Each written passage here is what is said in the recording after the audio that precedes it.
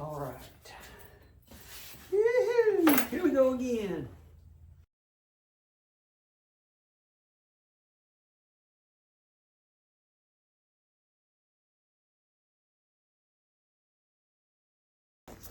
I'm going to wish we had gloves.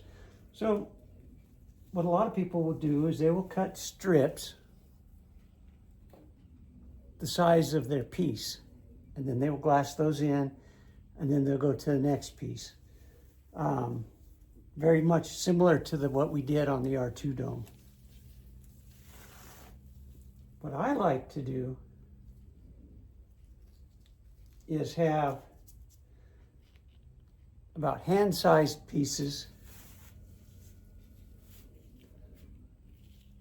about like this, maybe a little smaller, that I can work in to the mold, covering all the details. And as it turns out, the pieces will overlap as you put them in, and you end up with a nice, thick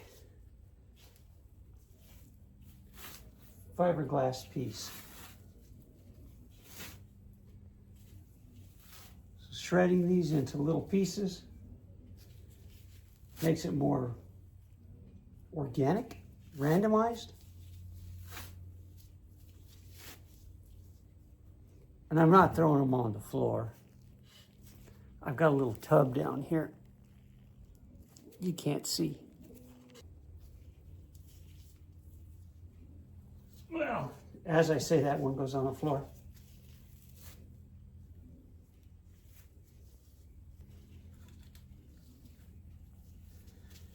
You guys are gonna have to let me know what other types of fabrication you're doing. Guys and girls, dudes and dudettes, just everybody. You might have a particular character that you think is awesome,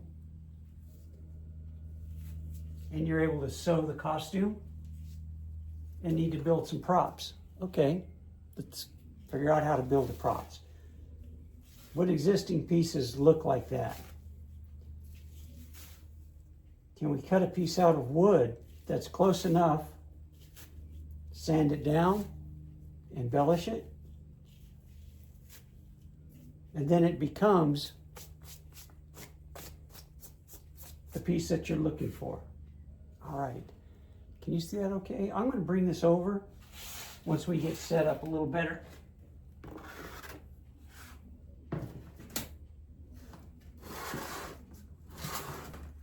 Got the little work table 500,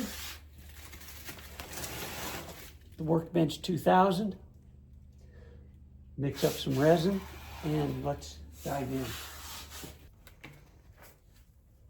Okay, I like to work with 5 ounces at a time. Okay.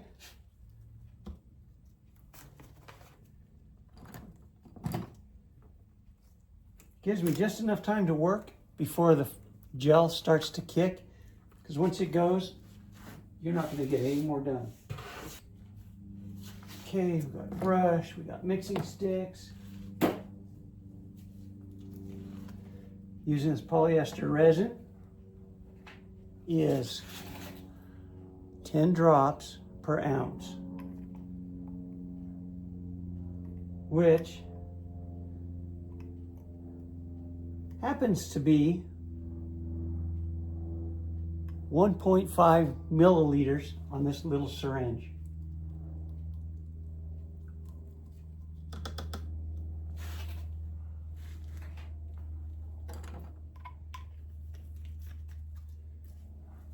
The hardener is clear. Might be difficult to see in there.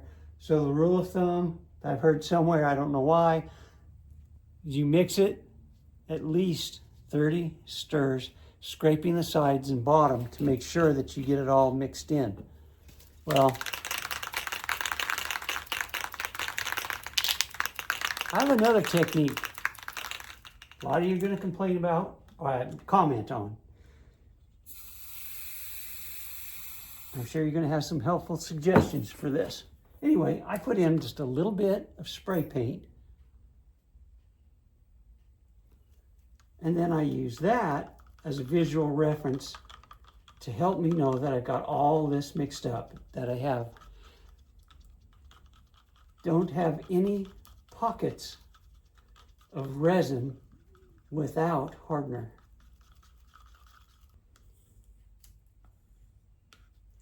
Okay, it looks like it's all in there, uniform color. Keep this for the next batch. Now some of you bigger shops, you'll probably have your assistant getting your fiberglass pre-soaked with resin. That would be great. Anyway, we're not doing that here with just me. You're probably working by yourself too, so I'm going to start up here. I'm going to pour in or brush in a little bit of resin.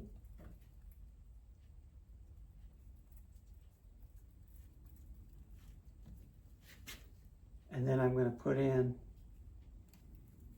my fiberglass. Load the brush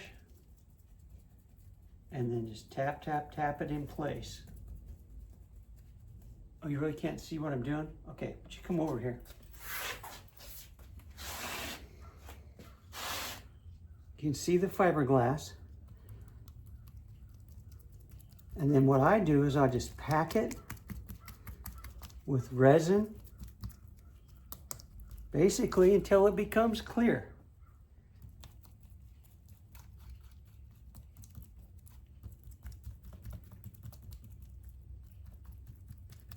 Get it in that corner, over the edge.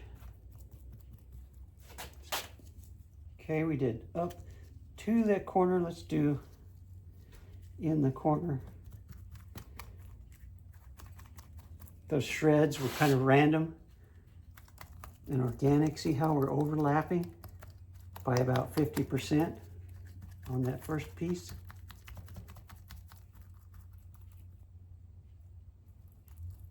So now in this first half, we've got two nice layers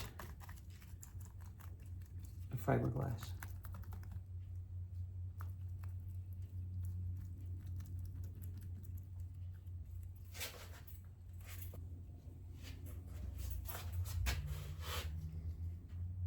Let's do the middle.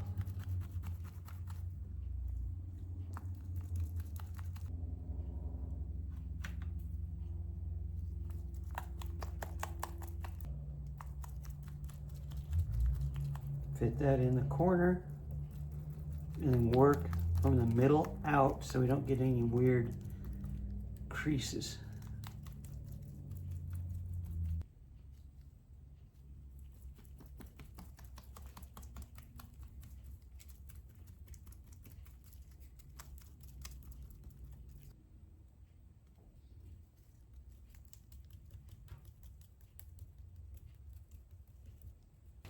How's that?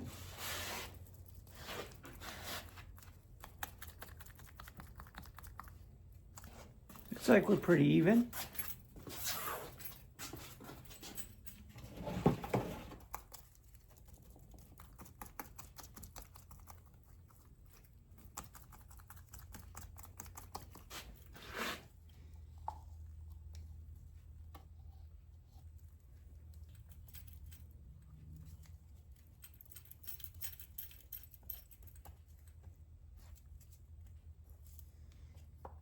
Gonna mix up another round. Woo-hoo! Here we go again.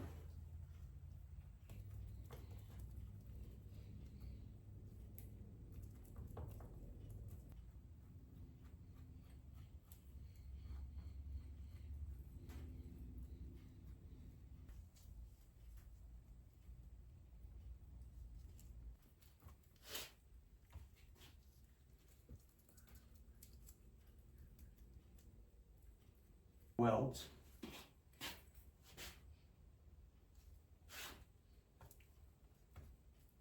But but today we're talking about polyester resin.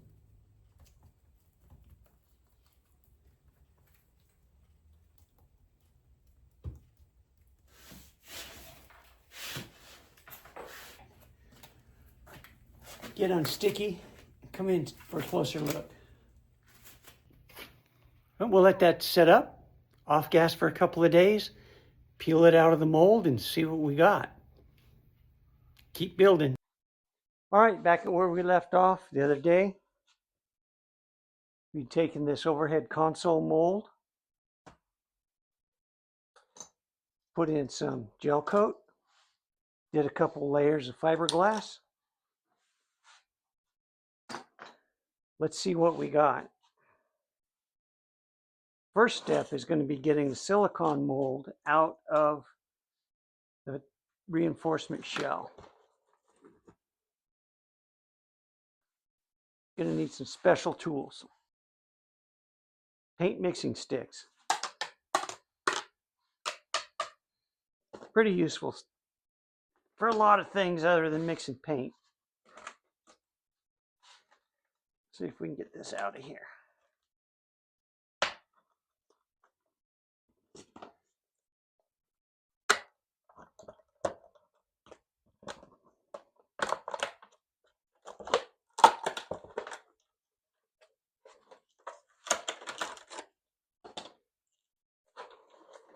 I like using these because they're strong, but yet they're not going to cut the mold like if I'd gotten a big screwdriver.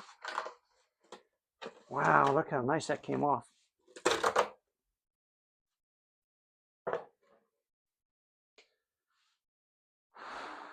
Are you as nervous as I am?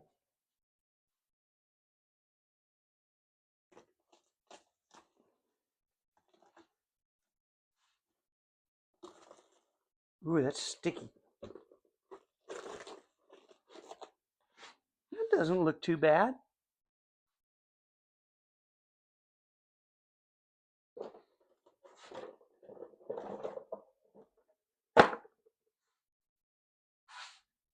You want to get a better look? Overall, I think we did pretty good.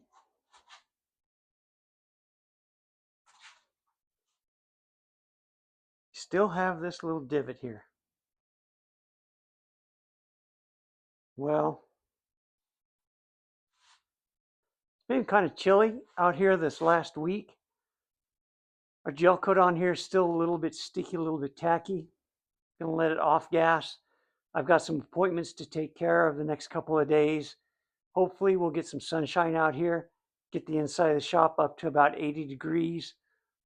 Let this totally cure, off gas, and then we should be in good shape to start trimming, getting it ready to Bondo in that dent, and then mark it and cut it so we can add our switches, lights, and other really fun things that we need in our car. All right, thanks.